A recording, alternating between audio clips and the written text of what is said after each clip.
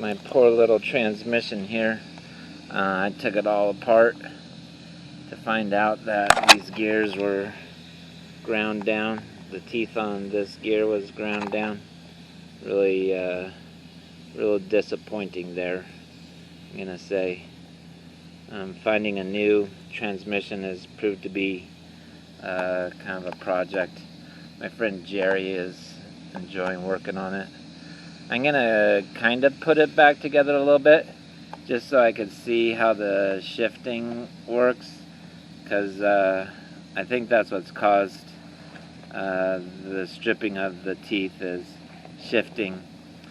On my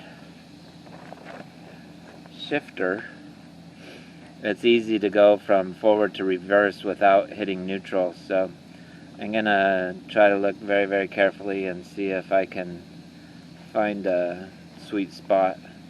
And when I put this all back together, what I have to do is I have to have everything off the transmission, put it down in the hole, and then put the plate onto the transmission and the linkage part onto the transmission, and there's a water hose thing that goes onto the transmission.